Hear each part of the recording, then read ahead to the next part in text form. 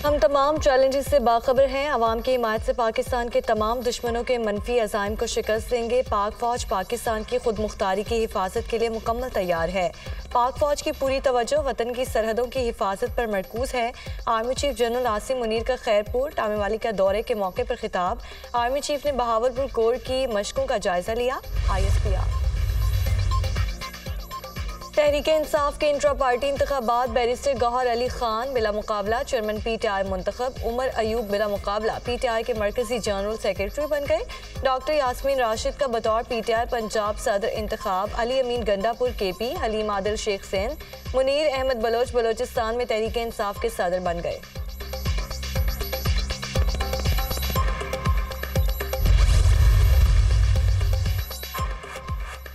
RTS से आने वाली जमात को इलेक्शन का क्या पता। पार्टी के अंदर इंतखाबात की शफाफियत अवाम को नजर आनी चाहिए। लोगों ने शोर मचा रखा है कि लेवल प्लेइंग फील्ड नहीं मिल रही।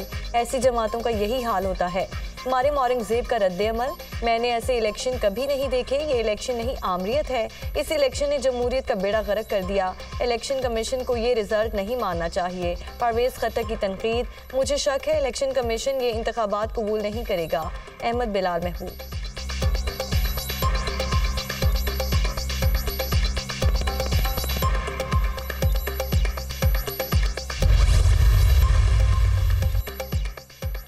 मुस्लिम लीग नून की आम इंतखाबात के लिए तैयारियां तेज। पार्लिमानी बोर्ड का इजलास। सीनियर पार्लियामेंटेरियन बेगम नजमा हमीद और मुशाहिदुल्लाह खान के लिए फातह खानी।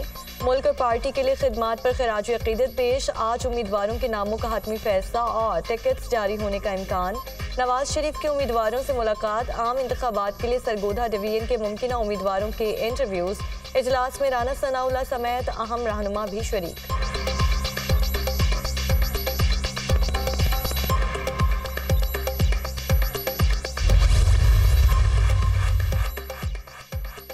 साइफर केस चेयरमैन PTI और शाह महमूद कुरैशी के खिलाफ अडयाला जेल में समाअत। अदालत ने मुल्जिमान की हाजिरी के बाद समाअत पीर तक के लिए मुलतवी कर दी। मीडिया के 3 नुमाइंदों को भी कमरा अदालत तक रसाई दी गई।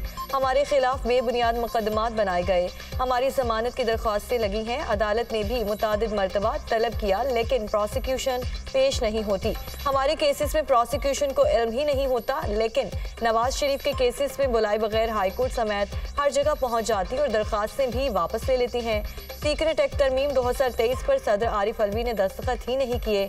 हमें बताया जाए कि हमारे खिलाफ जो केसेस बनाए गए वो एक्ट 1923 वाला है या तरमीम 2023 वाले के तहत है। शाह महमूद कुरैशी का बयान। चेयरमैन PTI के पास तो बड़े बड़े वकला भी हैं जो उनके केसेस लड़ना के बाइज्जत समझते हैं। मैं एक झूठा सा वकील भी नहीं हूँ और ना मेरे वकील का नाम कहीं आता है। सदर आरिफ अलवी को अदालत तलब करने की सदा कर दी। आपके खिलाफ मुकदमा सीक्रेट एक्ट 1923 के शिक 5 और 9 के तहत बनाया गया है। जज अबुल हसनात जुल्करनैन के रिमार्क्स।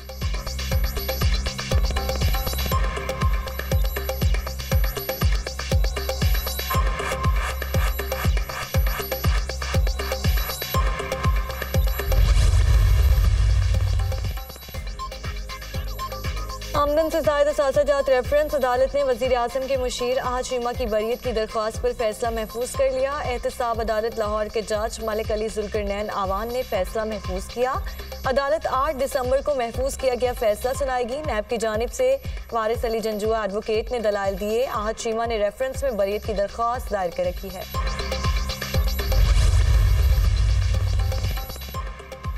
चौधरी परवेज इलाही और मोनस इलाही के खिलाफ ठेकों में किकबैक्स की तहकीकात मुकम्मल। नैब ने 1 अरब 23 करोड़ रुपए से जायद का रेफरेंस दायर कर दिया। परवेज इलाही और मोनस इलाही मरकजी मुल्जिम नामजद। तमाम मुल्जिमान कौमी खजाने को नुकसान पहुंचाने में मुलव्वस पाए गए। परवेज इलाही ने अपने ओहदे का नाजायज इस्तेमाल किया और किकबैक्स और रिश्वत वसूल की। मोनस इलाही के सेक्रेटरी सुहेल अवान और 2 साबिक सरकारी मुलाजमीन परवेज इलाही और दीगर के खिलाफ वादा माफ गवाह बन गए। गुजरात के लिए गैर कानूनी तौर पर 116 तरक्याती स्कीमें मंजूर कराई गईं। परवेज इलाही ने सबसे ज्यादा 74 करोड़ 45 लाख रुपए से जायद रकम रिश्वत और किकबैक्स की मद में वसूल की। परवेज इलाही की वजारत आला के दौरान इनके फैमिली मेंबरान ने 304 मिलियन से जायद रकम अपने ज़ाती अकाउंट्स में जमा करवाई। मुल्जिमान कसूरवार पाए गए, ट्रायल करके सजा सुनाई जाए। नैब की रेफरेंस में इस्तदा।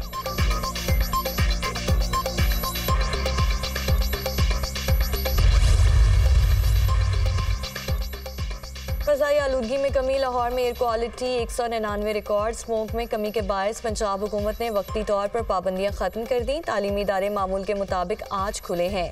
शहर की तमाम मार्केटें, कारोबार, रेस्टोरेंट्स भी ओपन।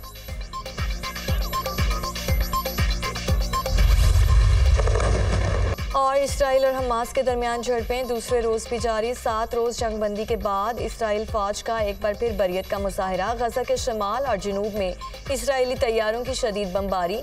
200 अहदाफ को निशाना बनाया गया। 186 फलस्तीनी शहीद, 589 अफराद जख्मी हो गए। आलमी ताकतों की जंगबंदी की कोशिशें जारी।